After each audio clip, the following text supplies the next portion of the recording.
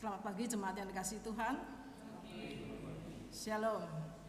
Ya, kita bersyukur kalau Tuhan masih mengizinkan kita untuk boleh bersama-sama di tempat ini untuk beribadah, memuji dan menyembah Tuhan. Saya mengundang jemaat untuk bangkit berdiri, kita akan bersaat teduh.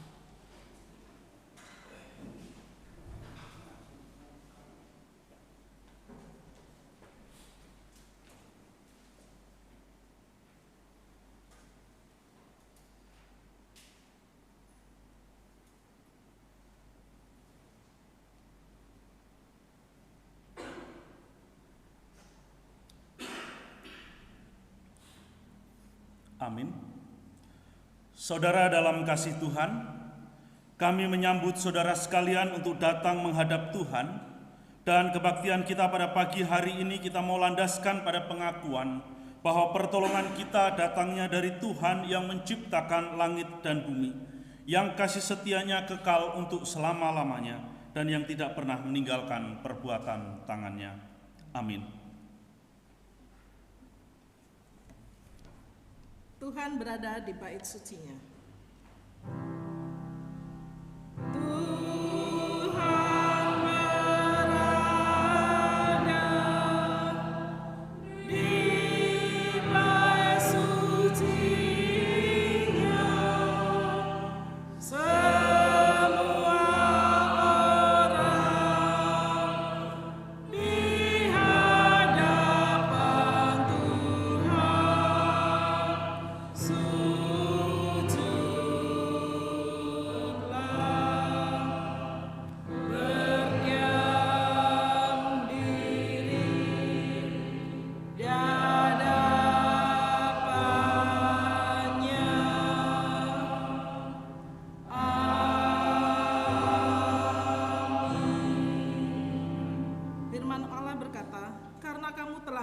Dirimu oleh ketaatan kepada kebenaran, sehingga kamu dapat mengamalkan kasih persaudaraan yang tulus ikhlas.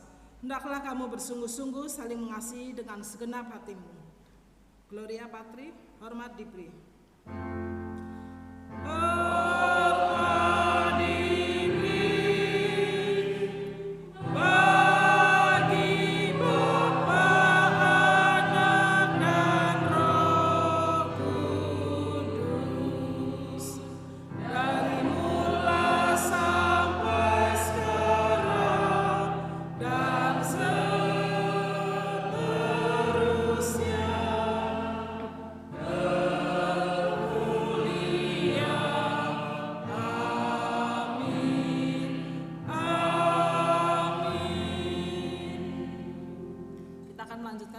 Bersama, kita akan bacanya silih berganti. Saya akan mulai terlebih dahulu dari pembacaan bersama halaman 736 KPPK.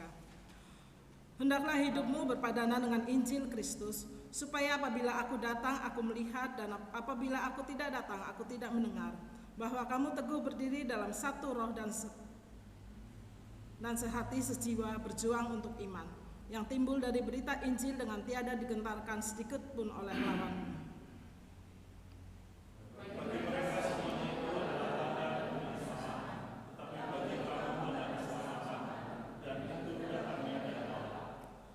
Hendaklah kamu kuat di dalam Tuhan, di dalam kekuatan kuasa-Nya.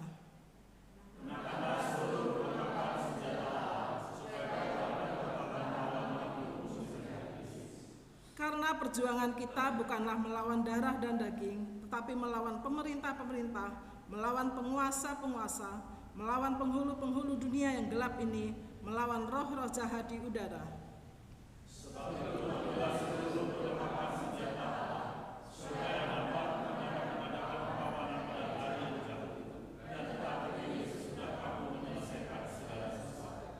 Berdoalah setiap waktu di dalam roh, dan berjaga-jagalah di dalam doamu itu dengan permohonan yang tak putus-putusnya untuk segala orang kudus.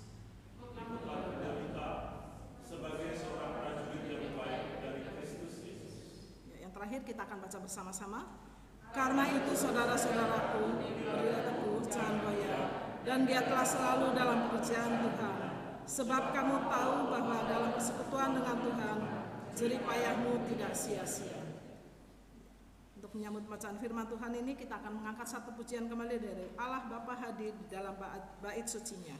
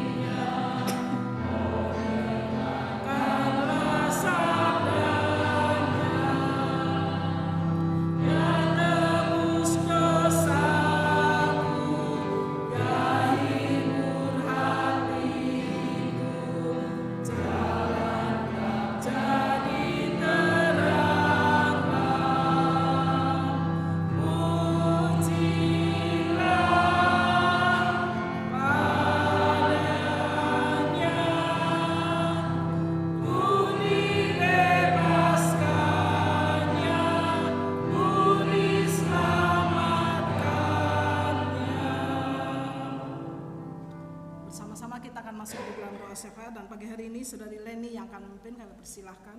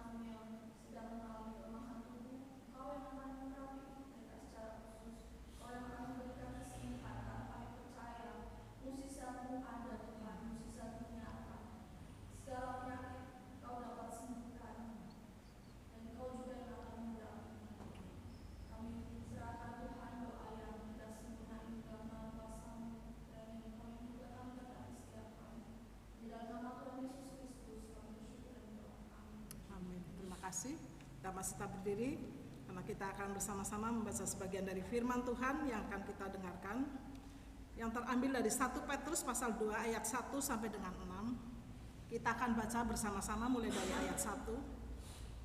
1, 2, 3.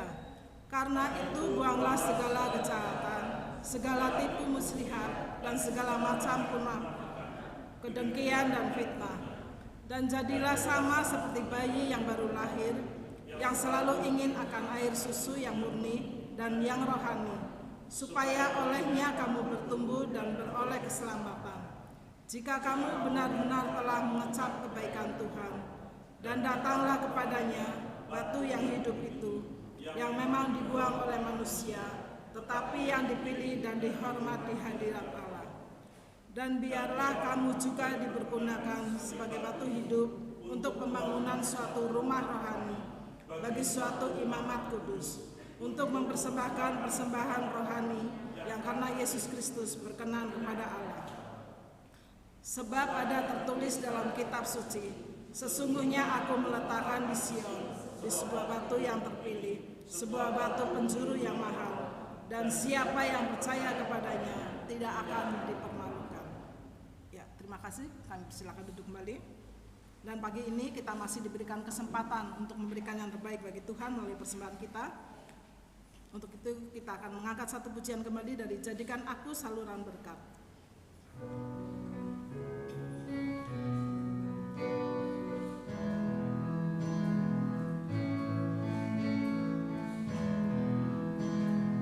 Di dalam dunia yang penuh liku, banyak yang keluh kesah, bawa trennya ke tempat gelap itu yang susah dihiburkan. Jadikan aku saluran berkat dan pemancar kasih Kristus. Dengar doa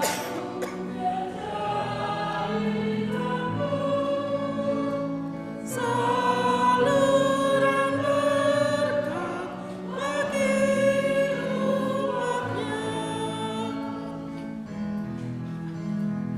Beritakan tentang kasih Tuhanmu, tentang pengampunannya. Bawalah mereka kepadanya dengan saksi hidupmu. Jadikan aku saluran berkat dan pemancar kasih Kristus.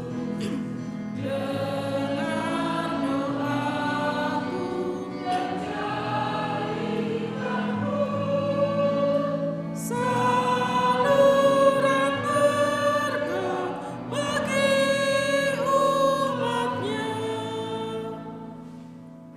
Kita akan masuk dalam doa syukur, dan pagi hari ini Ibu Teminah yang akan memimpin. Kami persilakan jemaat bangkit berdiri kembali.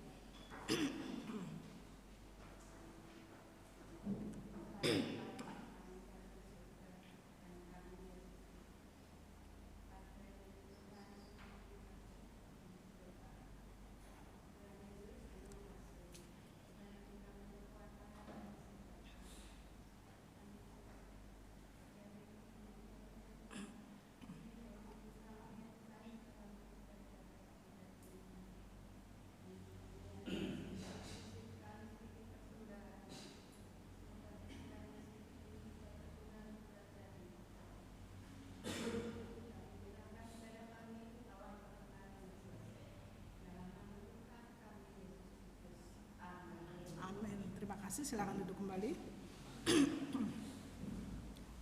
Kita persiapkan hati dan pikiran kita untuk mendengarkan firman Tuhan. Untuk itu kita akan mengangkat satu pujian kembali, Aku Percaya.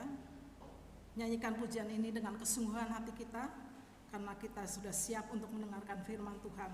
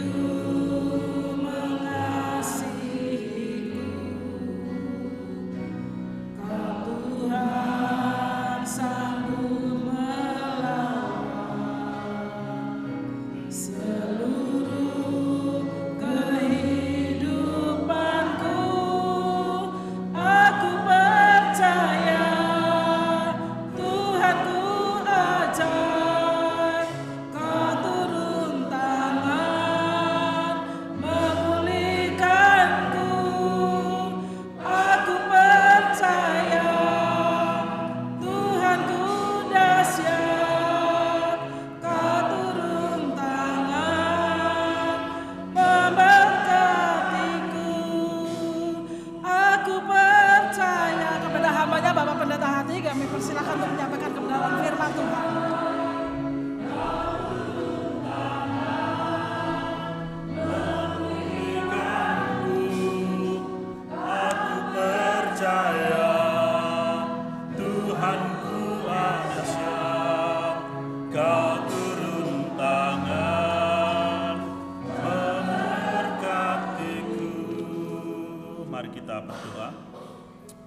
Bapa kami yang di dalam surga, Tuhan, kami mengucap syukur Engkau sudah memimpin kami, memberkati akan hidup kami, sehingga pada pagi hari ini Tuhan kami boleh datang ke rumah-Mu untuk bersama-sama beribadah, bersekutu, memuji dan menyembah Engkau.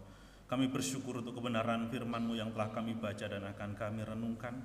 Kiranya Tuhan Engkau menolong setiap kami, ampuni akan segala dosa-dosa kami Tuhan, sehingga itu tidak menghalangi kami, supaya kami tidak mengeraskan hati Tuhan untuk mendengarkan akan kebenaran firman-Mu, sehingga kebenaran firman itu tertanam dalam hati kami Bapa, dan kiranya Engkau memberikan kami hikmat kekuatan untuk menjadi pelaku-pelaku firman-Mu. Urapi hamba-Mu Tuhan, pakai hamba-Mu untuk menyampaikan kebenaran firman-Mu. Di dalam nama Tuhan Yesus kami berdoa, amin. Shalom Bapak Ibu yang dikasihi oleh Tuhan. Kita bersyukur pagi ini kita boleh kembali bersama-sama untuk memuji dan juga menyembah Tuhan, dan kita akan bersama-sama merenungkan bagian firman Tuhan yang sudah kita baca bersama-sama, yang terambil di dalam 1 Petrus pasal 2 ayat 1 sampai dengan ayat yang ke-6. Tema kita hari ini yaitu menjadi batu yang hidup. Kita akan baca sama-sama ya temanya ya, sebanyak 2 kali. 1, 2, 3. Menjadi batu yang hidup. Sekali lagi, menjadi batu yang hidup. Saudara-saudaraku yang dikasihi oleh Tuhan, saya yakin dan percaya bahwa ketika kita ingin membangun sesuatu, membuat sesuatu, kita pasti akan mempersiapkan bahan-bahannya. Anggap saja ketika kita mau membangun rumah, apapun bahannya pasti kita akan mempersiapkan bahan yang terbaik. Kalaupun rumah itu terbuat dari bambu dan kayu, pasti kita akan memilih bambu-bambu yang berkualitas. Kemudian kita juga pasti akan mencari waktu kapan yang tepat kita memotong bambu itu. Sehingga ketika bambu itu dipotong, dia akan mengering dengan kualitas yang baik. Demikian juga kayu-kayu yang akan ditebang, kita akan, kalau tukang kayu biasanya tahu kapan waktunya dia akan menebang kayu supaya kayu itu kualitasnya bagus dan tidak dimakan kutu begitu ya. Saya dapat ilmu dari bapak saya, kamu kalau mau motong kayu itu jangan pas lagi bulan purnama.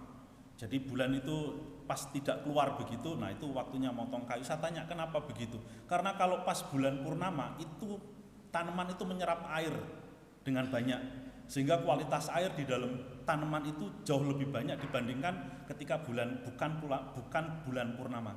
Oh ya juga ya gitu ya. Nah, jadi itu orang bisa memahami, mengerti semuanya itu karena apa? Pengalaman. Nah, akan mempersiapkan segala sesuatunya dengan baik, dengan tujuan supaya sesuatu yang dibangun itu, anggaplah sebuah rumah itu akan bertahan lama, dia akan kokoh dan tidak dimakan rayap.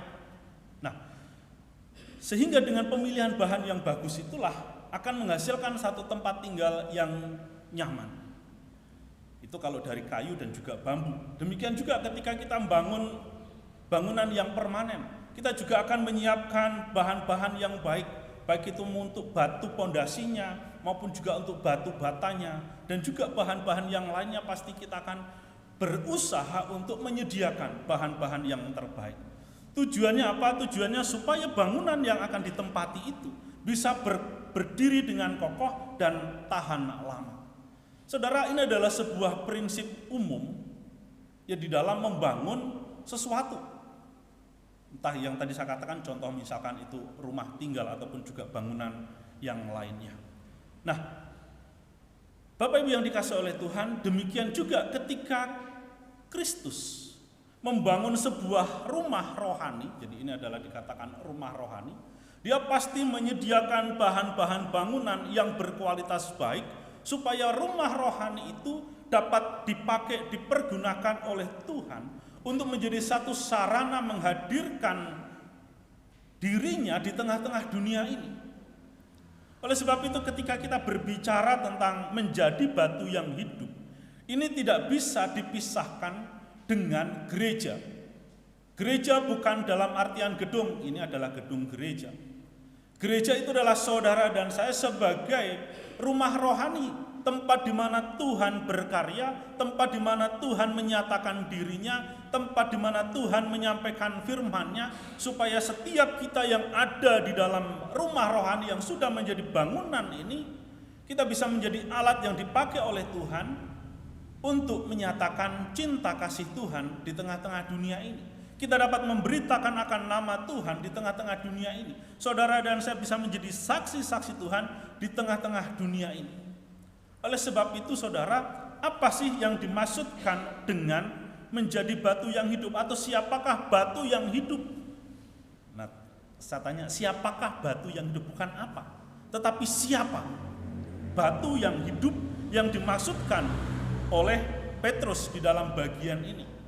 Kata batu yang hidup atau kata batu yang hidup itu disebutkan sebanyak 2 kali. Yang pertama yaitu menunjuk kepada Yesus Kristus, batu yang hidup,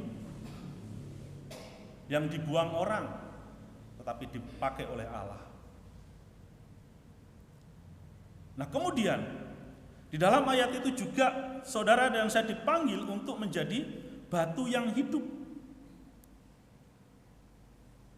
Di dalam ayat yang kelima, dan biarlah kamu juga dipergunakan sebagai batu hidup untuk pembangunan suatu rumah rohani. Jadi saudaraku, siapakah batu yang hidup? Tengok kiri, tengok kanan, ke belakang. Saya tidak akan menjelaskan ini karena yang dimaksudkan batu yang hidup itu adalah Bapak Ibu sekalian. Itulah batu yang hidup untuk bangunan rohani. Saudara-saudaraku yang dikasihi oleh Tuhan, surat Petrus ini ditujukan untuk orang-orang Yahudi yang ada di diaspora. Diaspora itu tempat perantauan. Orang Yahudi yang sedang merantau, orang-orang Kristen yang sedang merantau karena berbagai macam hal. Yang minggu-minggu lalu kita sudah melihat itu juga tentang bagaimana orang-orang Kristen mula-mula itu dianiaya, kemudian mereka menyebar untuk menyelamatkan diri supaya mereka tidak dibunuh, gitu kan, tidak dianiaya dan lain sebagainya.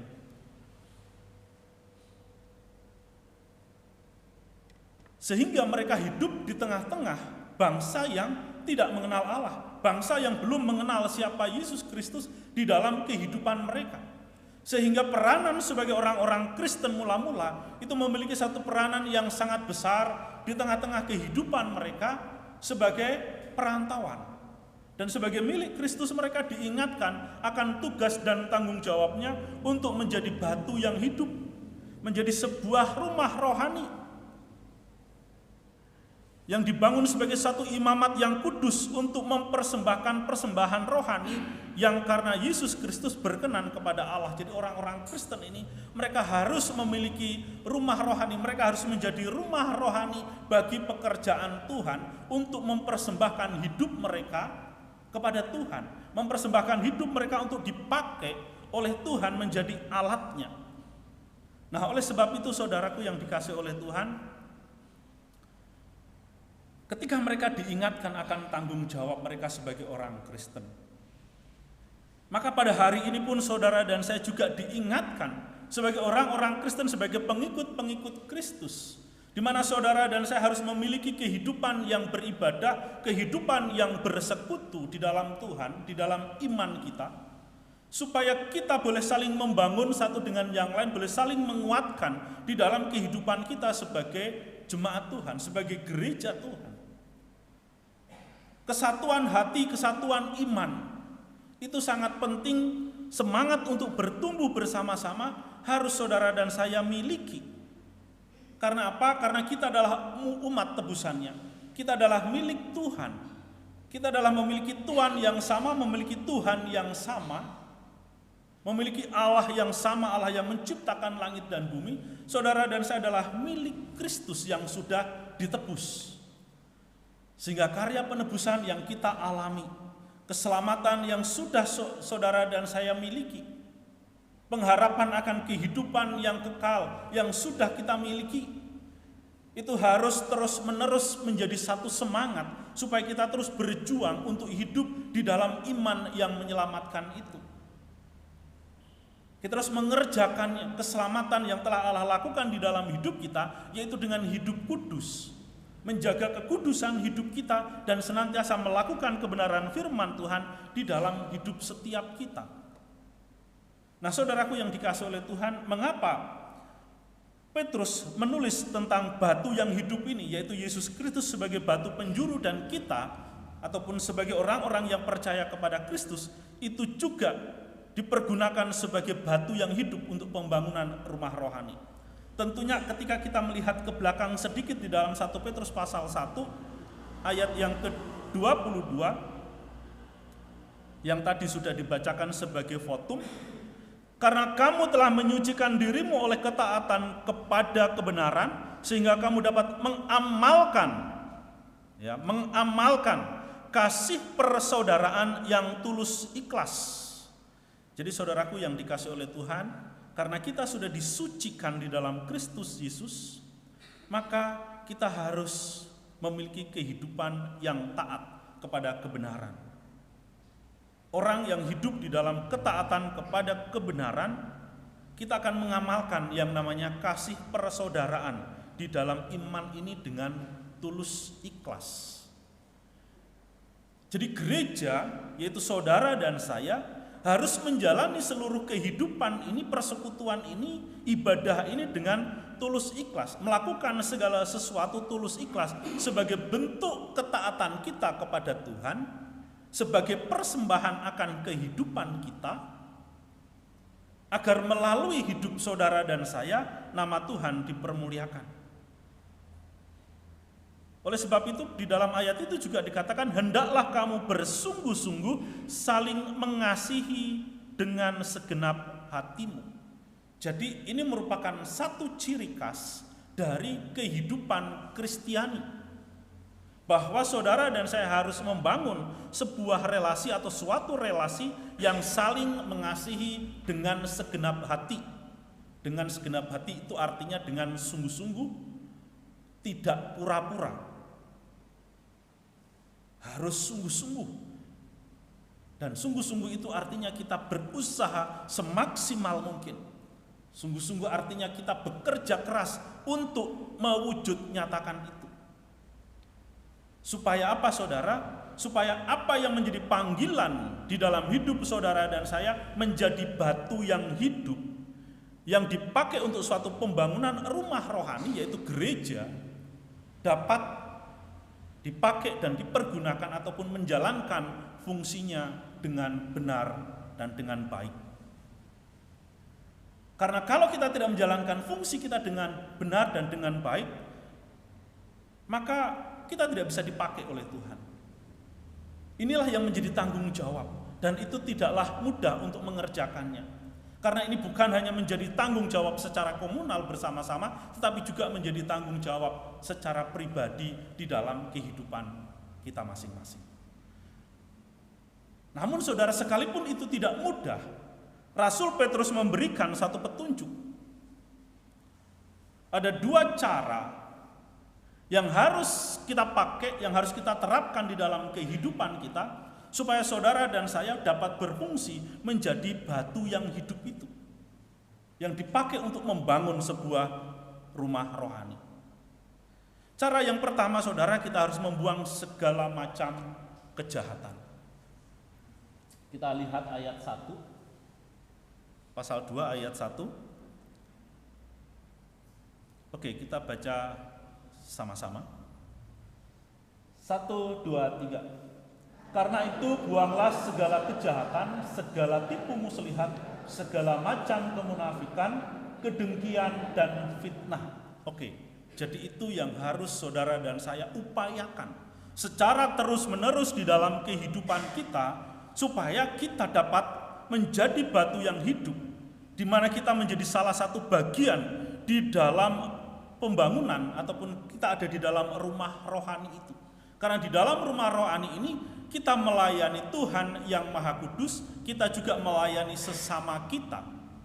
Sebagai bentuk kita mengasihi Tuhan, kita mau mengerjakan, melakukan apa yang Tuhan perintahkan dalam hidup kita.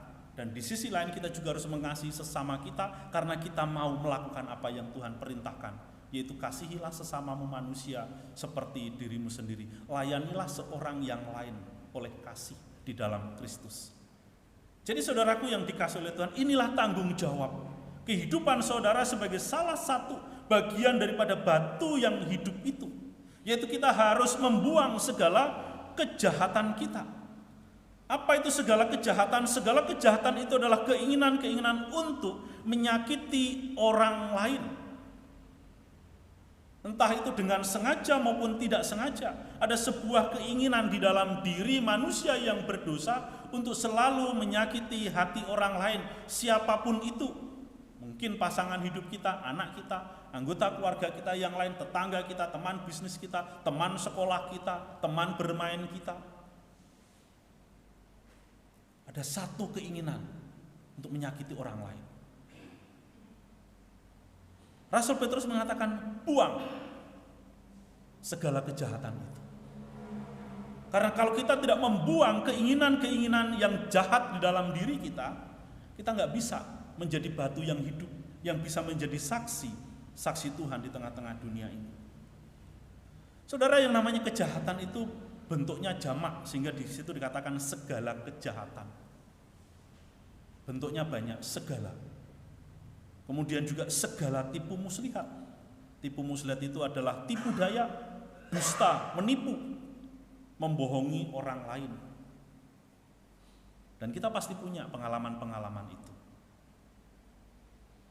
Bukan hanya kita melakukannya, tetapi juga kita mengalaminya. Betul ya? Setiap kita pasti pernah mengalaminya. Ada yang tidak pernah berbohong? Saya sih nggak berani angkat tangan. Saya pernah bohong. Ada yang nggak pernah bohong? Berarti kita pernah melakukan kejahatan itu. Kemudian segala kemunafikan juga harus dibuang. Apa itu kemunafikan? Kemunafikan itu adalah kepura-puraan, sandiwara. Kemunafikan itu juga menunjuk kepada kata penjilat. Ya, penjilat. Kemudian kasih yang palsu ataupun juga menyembunyikan maksud aslinya. Inilah yang namanya kemunafikan.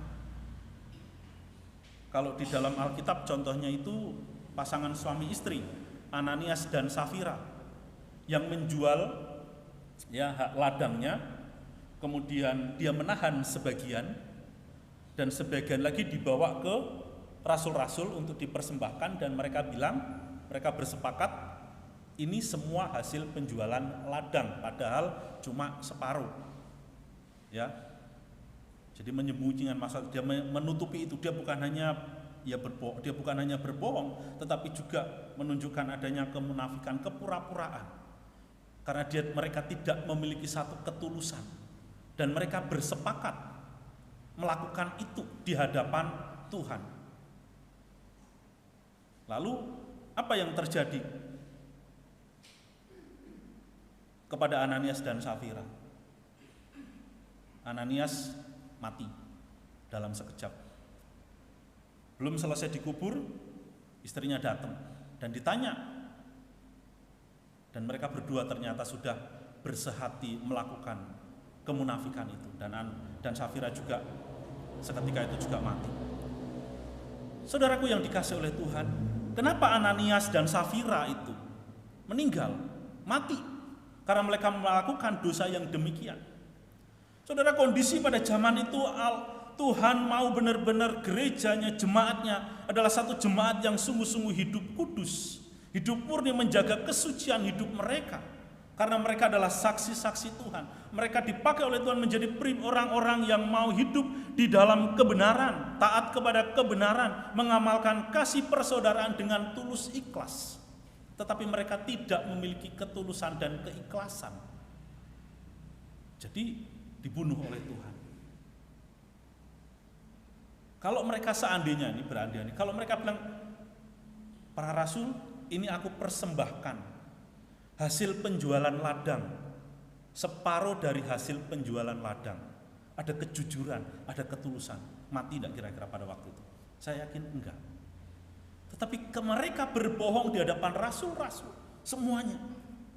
Jadi saudaraku yang dikasihi oleh Tuhan, dosa-dosa yang disampaikan ataupun segala macam kejahatan yang disampaikan di dalam bagian ini adalah sesuatu yang dapat merusak kehidupan jemaat Tuhan, merusak gereja.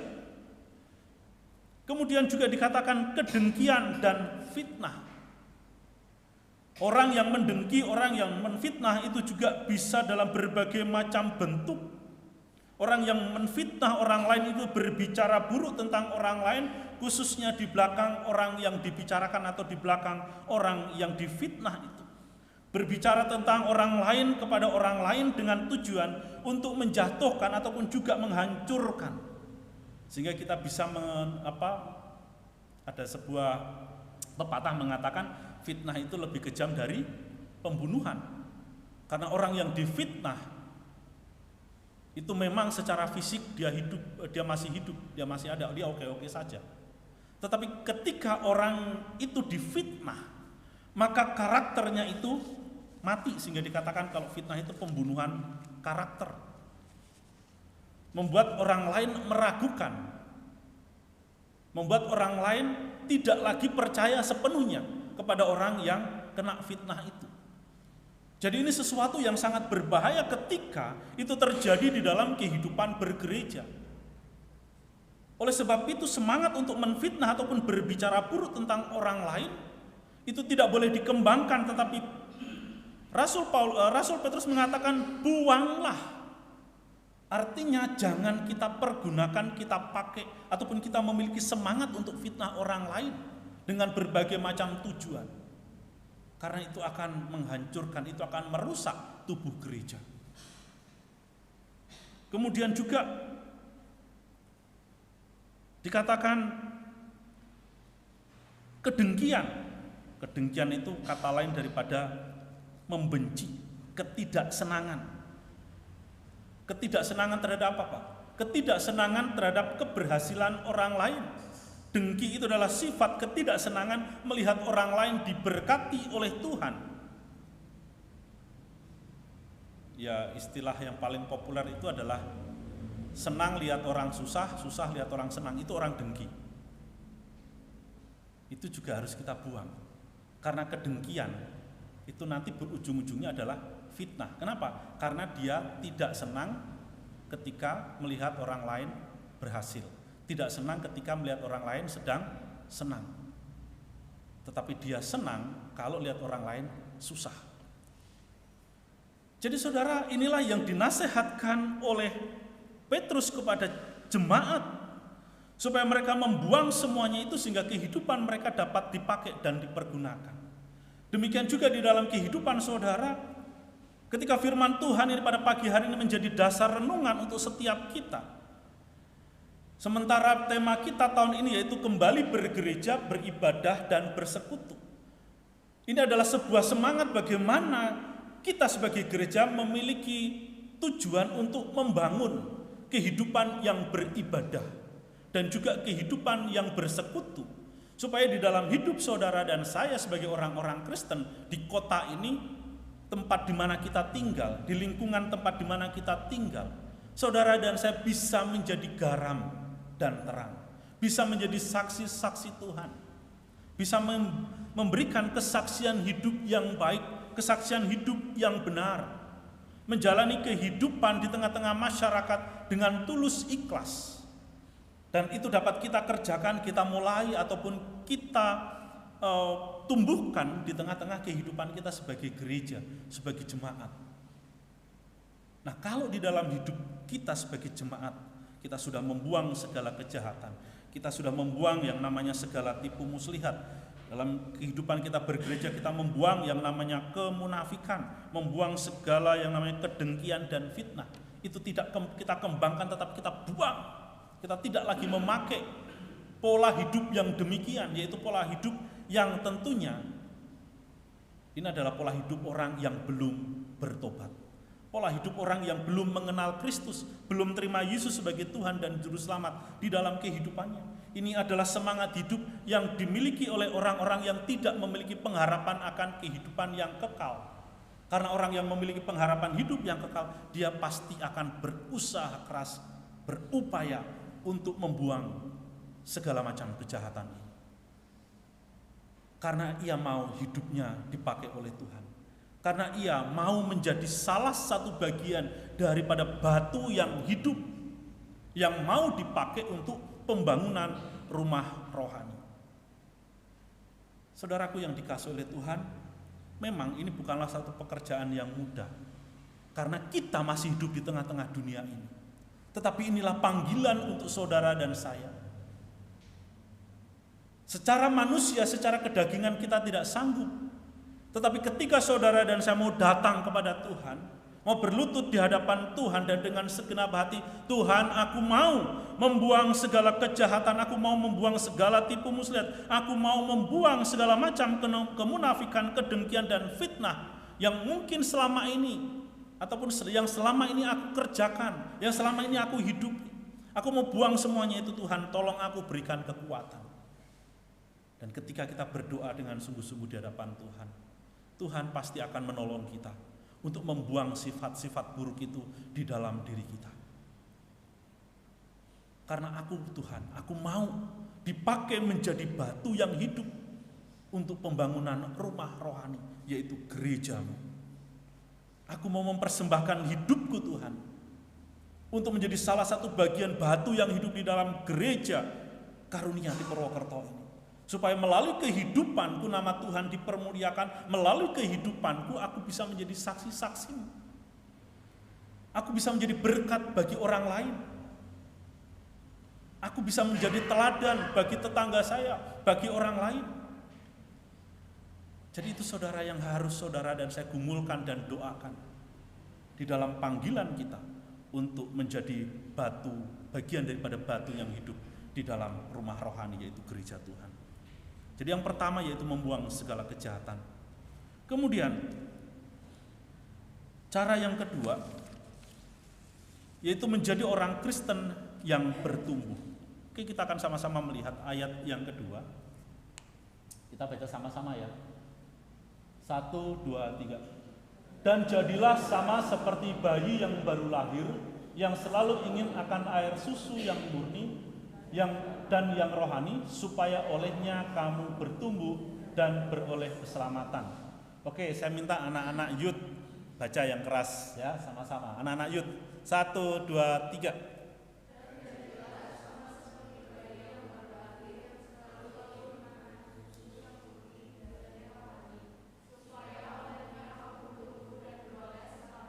Oke, terima kasih.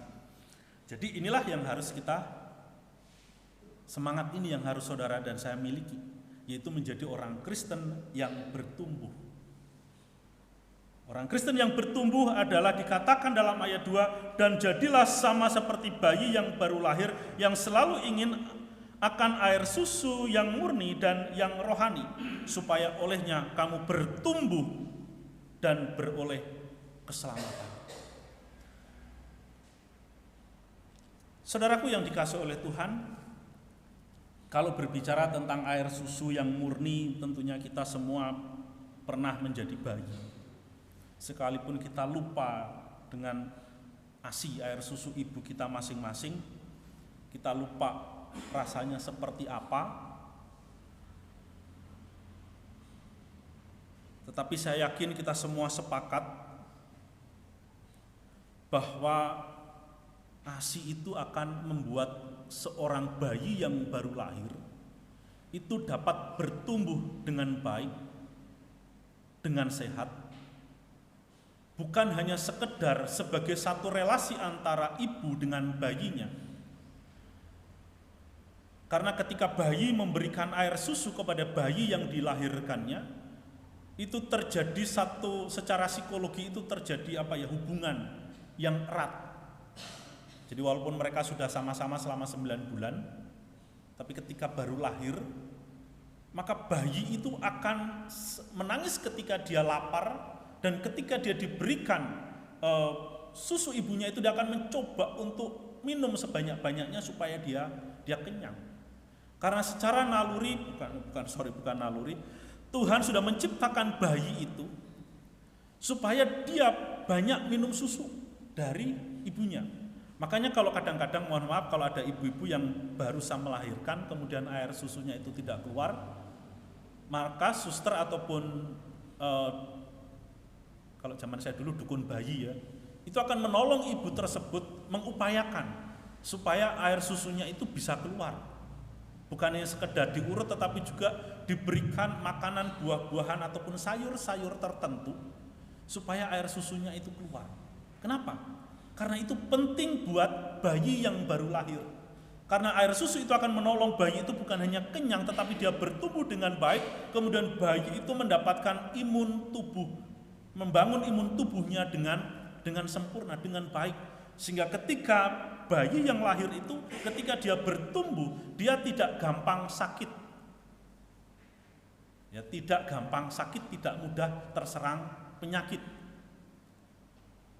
Baik itu secara medis maupun juga dalam pengalaman ya kehidupan sehari-hari dalam sosial masyarakat, semua masyarakat meyakini itu, mengakui itu. Bahwa seorang bayi yang lahir kemudian dia diberikan susu yang murni, ASI yang murni, bahkan kalau bisa sampai umur sekian begitu, sehingga dia bisa tumbuh dengan sehat. Kalau anak saya cuma umur 5 bulan, sampai 5 bulan apa 6 bulan, dia minum ASI, habis itu tidak mau lagi. Dia bisa tumbuh dengan sehat. Dan setiap kita juga, saya juga tumbuh dengan sehat, karena saya juga anak pertama begitu. Dan setiap kita juga merasakan itu. Nah, jadi saudaraku yang dikasihi oleh Tuhan, menjadi orang Kristen yang bertumbuh adalah menjadi orang-orang Kristen yang selalu secara aktif mau untuk belajar akan firman Tuhan, mencari dan juga mengupayakan bagaimana supaya saya bisa bertumbuh menjadi orang Kristen yang sehat di dalam kerohanian saya, menjadi orang Kristen yang sehat di dalam iman saya, sehingga saya menjadi orang Kristen yang tidak gampang diperdaya oleh dunia ini, menjadi orang Kristen yang tidak gampang diperdaya oleh bujuk rayu dunia ini, sehingga kita sering kali jatuh ke dalam dosa, sering kompromi dengan dosa. Orang Kristen yang bertumbuh akan terus-menerus melibatkan Allah ataupun menyerahkan hidupnya kepada Allah untuk menjadi pelaku-pelaku firman Tuhan. Itu adalah ciri orang Kristen yang bertumbuh. Nah, sehingga apa yang dimaksudkan dengan air susu itu? Air susu, air yang murni dan yang rohani yang dimaksudkan oleh firman Tuhan ini. Yang dimaksudkan oleh firman Tuhan adalah air yang murni ataupun yang rohani itu tidak lain dan tidak bukan adalah Yesus Kristus itu sendiri dan firman-Nya. Itulah air susu yang murni untuk kesehatan iman kita, untuk pertumbuhan iman saudara dan saya. Nah, sehingga di dalam ayat yang ketiga dan keempat dikatakan, jika kamu benar-benar telah mengecap kebaikan Tuhan. Artinya bahwa seseorang yang bertumbuh di dalam iman, maka ia akan merasakan ataupun menikmati kebenaran dan juga mengecap kebaikan Tuhan, merasakan bahwa Tuhan itu baik di dalam hidupnya, sehingga dia mau datang, ia mau belajar firman Tuhan, ia mau mengenal siapa Yesus di dalam hidupnya. Sehingga di dalam ayat yang keempat dikatakan, dan datanglah kepadanya. Ayat 4 bisa ditayangkan di situ. Dan datanglah kepadanya. Kepada siapa? Kepada Kristus. Bagaimana cara kita untuk datang kepada Kristus? Kalau kita datang ke ibadah, ada tempat untuk beribadah bersama-sama. Ini juga salah satu cara bagaimana kita datang kepada Kristus, yaitu datang beribadah, datang bersekutu. Itu adalah cara kita datang kepada Yesus. Beribadah, bersekutu. Kemudian dalam kehidupan rohani kita secara pribadi, kita bersaat teduh, kita berdoa secara pribadi di hadapan Tuhan. Kita membaca firman Tuhan secara pribadi, merenungkannya. Itu adalah cara kita datang kepada Yesus dan kepada firman-Nya. Karena melalui ibadah dan bersekutu firman Tuhan dibaca, diberitakan. Di dalam ibadah dan persekutuan kita memuji, menyembah Tuhan. Artinya ada relasi antara kita dengan Yesus Kristus di dalam ibadah dan persekutuan itu. Demikian juga di dalam saat teduh saudara pribadi, saudara membangun relasi, saudara datang kepadanya. Itu adalah cara bagaimana kita bertumbuh, sehingga kita bisa mengenal Dia, bertumbuh di dalam iman. Bukan mengerjakan hal yang lain, bukan datang kepada yang lainnya. Dan datanglah kepadanya, batu yang hidup itu yaitu Yesus Kristus, yang memang dibuang oleh manusia tetapi yang dipilih dan dihormat di hadirat Allah. Jadi saudara, ini adalah satu-satunya cara bagaimana supaya saudara dan saya bisa bertumbuh menjadi pribadi-pribadi yang dapat dipakai dan dipergunakan oleh Allah, menjadi batu yang hidup untuk pembangunan sebuah rumah rohani. Jadi saudara, kalau saudara di dalam hidup ini sudah menerima Yesus sebagai Tuhan dan Juru Selamat di dalam hidupmu, jangan puas sampai di situ, tetapi bertumbuhlah di dalam iman.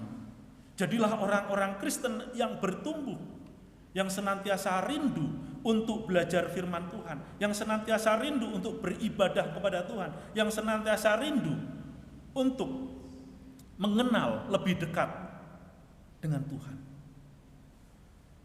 Saudara, untuk cerita ini atau bagian ini, ilustrasinya itu paling mudah untuk dipahami, yaitu buat kita yang pernah jatuh cinta. Ya kalau yang paling fresh kan Leni sama Alan. Saudara Alan sama Leni ini masih fresh. Mereka bisa ada titik pada hari Minggu yang lalu mereka diberkati. Sorry ya Alan sama Leni, kita pakai ilustrasi ini ya.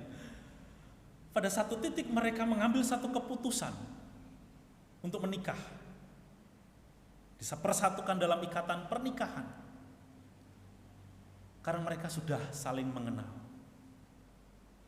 Mereka memberikan banyak waktu untuk ngobrol, untuk lebih mengenal pacarnya,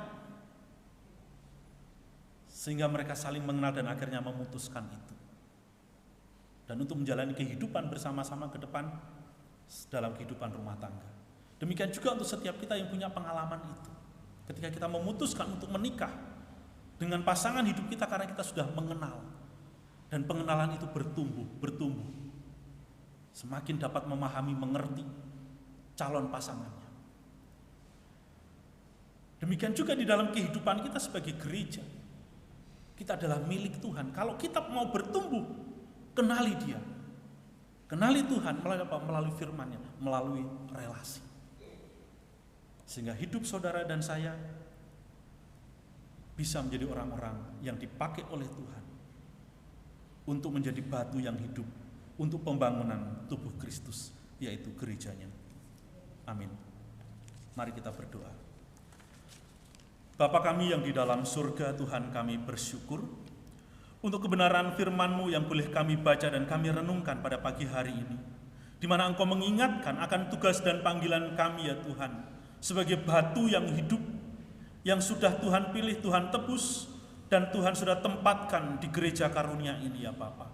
Oleh sebab itu Tuhan, kiranya melalui kebenaran firman Tuhan, kami sebagai anak-anak-Mu, kami mau terus memiliki semangat untuk membuang segala macam kejahatan di dalam kehidupan kami, karena itu yang akan menjadi batu sandungan di dalam pertumbuhan gereja dan juga di dalam kehidupan iman rohani kami secara pribadi. Oleh sebab itu Tuhan, kami mohon kekuatan hikmat yang daripada Engkau, supaya setiap kami Tuhan anak-anak-Mu boleh membuang segala macam kejahatan itu, sehingga kami tidak lagi membenci, mendengki, menfitnah sesama kami ya Bapa. Sehingga Engkau mau memakai kami Tuhan untuk menjadi alat bagi pekerjaan Tuhan. Demikian juga Tuhan, ajar kami supaya dalam hidup setiap kami Bapa, kami memiliki kerinduan untuk bertumbuh di dalam iman rohani kami ya Bapa. Karena dengan pertumbuhan itu kami akan semakin mengenal Engkau, dan kami akan semakin mengenal kebenaran firman-Mu, sehingga kehidupan kami boleh semakin serupa dengan Kristus. Terima kasih Tuhan, inilah doa kami. Di dalam nama Tuhan Yesus kami berdoa dan bersyukur. Amin. Terima kasih, waktu saya kembalikan kepada Ibu Heni. Tuhan memberkati.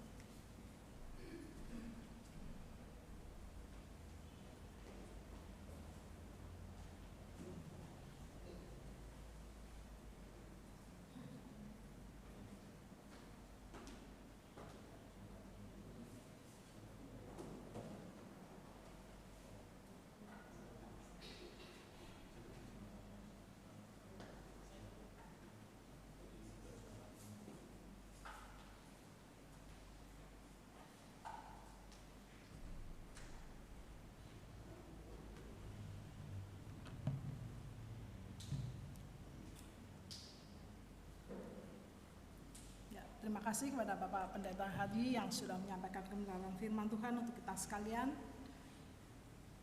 Kiranya Tuhan memberkati pelayanan dan juga keluarga Bapak. Bersama-sama kita akan mengikrarkan iman percaya kita melalui pengakuan iman rasuli. Kita akan mengikrarkannya bersama-sama. Aku percaya kepada Allah, Bapa yang Maha Kuasa, Khalik langit dan bumi, dan kepada Yesus Kristus, anaknya yang tunggal Tuhan kita, yang dikandung daripada Roh Kudus, lahir dari anak darah Maria, yang menderita sengsara di bawah pemerintahan Pontius Pilatus, disalibkan, mati dan dikuburkan, turun ke dalam kerajaan maut. Pada hari yang ketiga bangkit pula dari antara orang mati, naik ke surga, duduk di sebelah kanan Allah, Bapa yang Maha Kuasa. Dan dari sana ia akan datang untuk menghakimi orang yang hidup dan yang mati. Aku percaya kepada Roh Kudus, gereja yang kudus dan am, persekutuan orang kudus, pengampunan dosa, kebangkitan tubuh, dan hidup yang kekal. Amin. Ya, kita akan kembalikan segala hormat dan pujian kita kepada Allah Bapa di surga. Kita akan menyanyikan doksologi. Nanti setelah doksologi, Bapak Pendeta Hadi akan memberikan doa berkat. Puji Allah sumber berkat, puji Dia swaciptanya, puji Dia para malaikat, Bapa, Anak, dan Roh Kudus. Amin.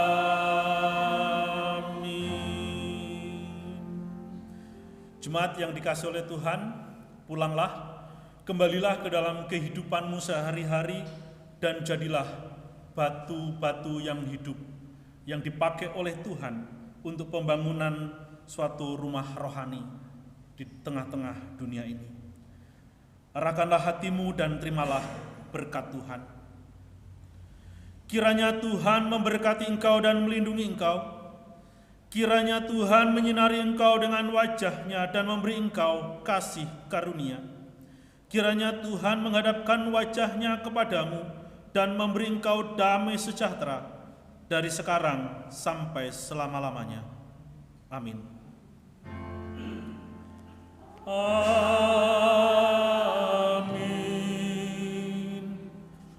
Amin.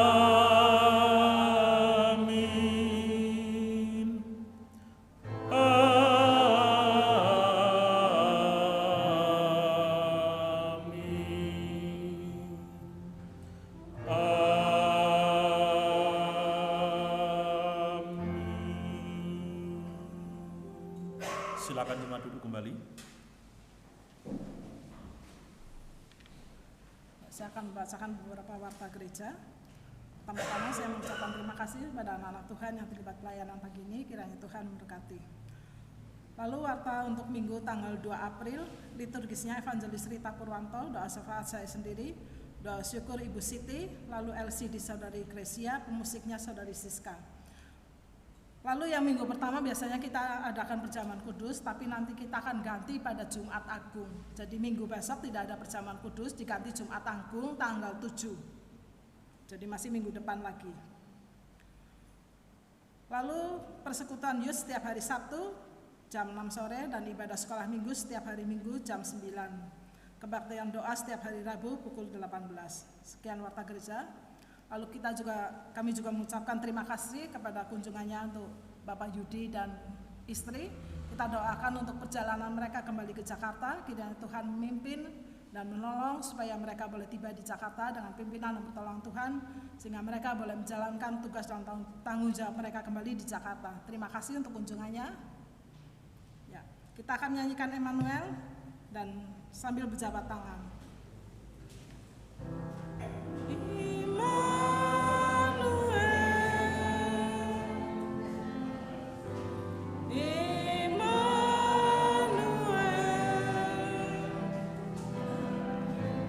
Jadi